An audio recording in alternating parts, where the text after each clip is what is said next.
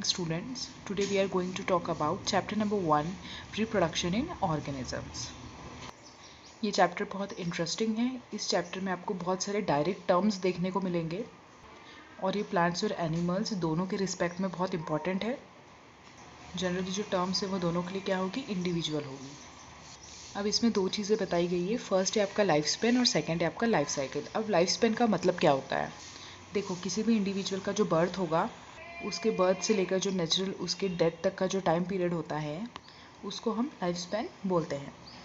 देखो life cycle में और लाइफ स्पैन में अधिकतर स्टूडेंट्स कंफ्यूज हो जाते हैं। देखो लाइफ स्पैन मतलब आपके बर्थ से लेकर टिल आपके डेथ तक का जो नेचुरल डेथ तक का जो टाइम है उसको हम लाइफ स्पैन बोलते हैं। पर लाइफ साइकिल का मतलब ये होता है जो एग है, जो लार्वा है, वो धीरे धीरे डेवलपमेंट करेगा, मीन्स वो अडल्ट में बदलेगा। मैंने ये नहीं कहा है कि उसकी डेथ हो रही है, मैंने आपको ये बताया है कि जो लार्वा है जब वो एडल्ट में डेवलपमेंट करेगा या जब वो अडल्ट में बदल रहा होगा तो उस टाइम पीरियड को हम लाइफ साइकिल कहते हैं। अंडरस्टैंड? तो यहाँ पर मैंने आपको बता दिया है कि लाइफ स्पैन क्या होता है, बर्थ टू नेचुरल डेथ, और जितने भी डेवलपमेंटल प्रोसेसेस होते हैं उसको हम क्या कहते हैं, लाइफ साइकिल कहते हैं। अब यहाँ पर एक और टर्म है जो NCERT में गिवन है, जो नीट के टर्म पॉइंट ऑफ व्यू से भी बहुत इंपॉर्टेंट है। No individual is immortal except single-celled organisms. कोई भी मॉर्टल नहीं है, कोई भी अमर नहीं है, लेकिन फिर भी सिंगल सेल्ड ऑर्गेनिजम्स हैं। ऐसा इसलिए होता है क्योंकि ये ऑर्गेनिजम्स जब डिवाइड करेंगे, मान लीजिए अमीबा का एग्जाम्पल ले लेते हैं। आपने इसको छोटी क्लासेस में पढ़ा भी है कि जब वो रिप्रोड्यूस करता है तो वो कौन से फिजन में करता है, बाइनरी फिजन में करता है। I am right?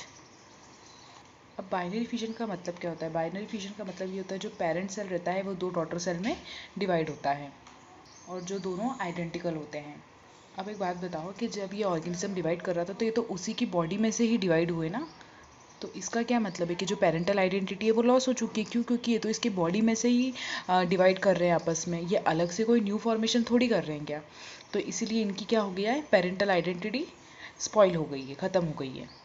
हालांकि इसकी एक तरीके से डेथ तो हुई है लेकिन वो एक नेचुरल डेथ नहीं है। उसने खुद को डिवाइड कर दिया और अपने आप को दो इंडिविजुअल सेल्स के अंदर डिवाइड करा। इसलिए बोला जाता है कि जो सिंगल सेल ऑर्गेनिजम्स होते हैं वो क्या होते हैं, आपके इमॉर्टल होते हैं। तो मैंने अभी आपको किसके बारे में बताया है, सिंगल सेल ऑर्गेनिज्म के बारे में बताया है। लाइफ स्पैन से रिलेटेड काफ़ी सारे क्वेश्चंस पूछे जाते हैं एग्जाम में। चलिए यहाँ पर कुछ लाइफ स्पैन दे रखे हैं। देखिए एलिफेंट का 60 to 75 ईयर्स रहता है, हो सकता है किसी बुक में 65 भी दे रखा हो। रोज़ का रहता है आपका 35, फिर डॉग है 10 to 13 ईयर्स, फिर बटरफ्लाई का 1 या 2 वीक्स रहता है, ठीक है। क्रो का 15 ईयर्स, बनाना ट्री का 5 to 6 ईयर्स रहता है, टॉर्टोइस का 100 to 150 ईयर्स, फिर आपका आता है काऊ का 18 से 22 ईयर्स तक रहता है, पैरोट का 140 ईयर्स, क्रोकोडाइल 60 ईयर्स, हॉर्स का रहता है 25 to 30 years, fruit fly 40 to 50 days, rice plants 3 to 7 months, और banyan tree 309 years, people tree 2500 years, ठीक है। तो ये कुछ लाइफ स्पैन है जो आपसे एग्जाम में पूछ सकते हैं। किसी का भी लाइफ स्पैन पूछा जा सकता है कि एलिफेंट का लाइफ स्पैन कितना है या फ्रूट फ्लाई का लाइफ स्पैन कितना है। ड्रोसोफिला मेलानोगास्टर, ये फ्रूट फ्लाई को भी बोलते हैं और ये बहुत इंपॉर्टेंट नाम है जो आगे आपको कहीं बार आएगा। अब कई जगह ऐसा भी है कि क्या बैनियन ट्री इमॉर्टल है, पीपल ट्री इमॉर्टल है क्या, क्योंकि सबसे ज़्यादा पीपल ट्री का ही लाइफ स्पैन है। तो एज सच ऐसा कहीं पर भी नहीं है। इनका डेवलपमेंटल प्रोसेस चल रहा है जो काफ़ी स्लो चल रहा है और ये काफ़ी टाइम कंज्यूमिंग होते हैं, इसीलिए इनका जो लाइफ स्पैन है वो काफ़ी ज़्यादा होता है। चलिए अब हमारा नेक्स्ट टॉपिक है रिप्रोडक्शन।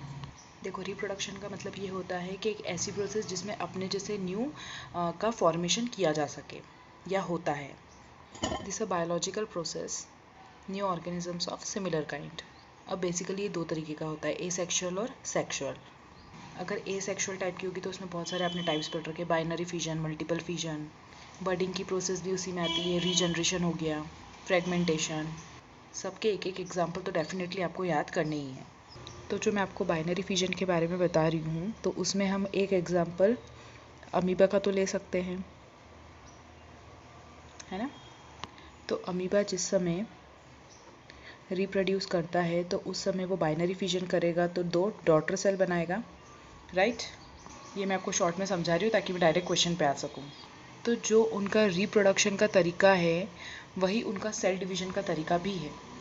सेल डिवीजन का मतलब क्या होता है, माइटोसिस। तो कुछ ऐसे ऑर्गेनिज्म जिसमें mode of reproduction is equal to cell division वो कौन से हैं? तो आपका आंसर होगा मोनेरा एंड प्रोटिस्टा। ऐसा क्यों है? क्योंकि ये दोनों ही क्या हैं, सिंगल सेल्ड होते हैं। हालांकि ये प्रोकैरियोटिक है और ये आपका यूकैरियोटिक है। अब यहाँ पर पूछा जाता है जो मॉर्फोलॉजिकली और जेनेटिकली आइडेंटिकल होते हैं उनको क्या कहा जाता है? आपको ये याद रखना होगा कि इसको क्या कहते हैं, क्लोन्स। अब जो नेक्स्ट क्वेश्चन है वो ये पूछा जाता है अलग अलग ऑर्गेनिजम्स के अलग अलग रिप्रोडक्टिव स्ट्रक्चर बताओ। अब पेनिसिलियम एक फंगस है, उसके पास में कॉनिडिया प्रेजेंट होता है।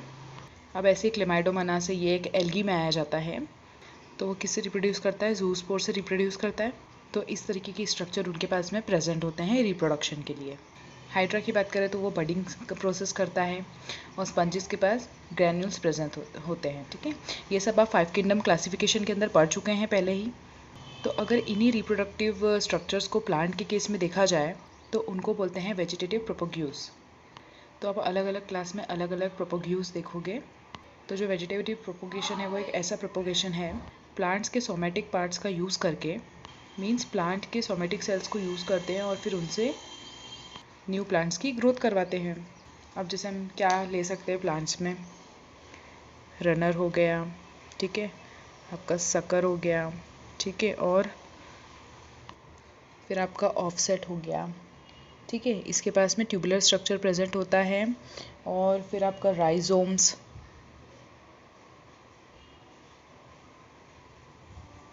ठीक है। तो रनर का एग्जांपल आपका ग्रास हो सकता है, सकर का मिंट, ऑफसेट का वाटर विंसिटिया एंड एक और क्या है आपका पिस्टिया, और फिर राइजोम्स का बनाना या फिर जिंजर। अब फिर इसके बाद आपके कुछ और भी एग्जांपल्स हैं, जैसे बल्ब हो गया, ठीक है, इसमें आपका एग्जांपल आता है ऑनियन का और गार्लिक का। ठीक है, फिर आता है आपका बुलबिल, इसमें आता है आपका अगेन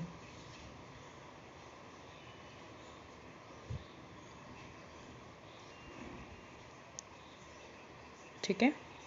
तो बेसिकली अगर ओब्रायोफाइलम के बारे में अगर हम बात करें तो उसमें एडवेंटिशियस रूट्स होती हैं, और जो एडवेंटिशियस बर्ड्स होती है वो किसके अंदर प्रेजेंट होती है? ब्रायोफाइलम के लिए। आप चाहो तो नोट कर लो, और आपके पास में अगर बुक है तो प्लीज़ आप बुक को खोल के रखें ताकि आपको ये ज़्यादा अच्छे से समझ में आएगा। इसके अंदर जो वेजिटेटिव कट होता है प्लांट के अंदर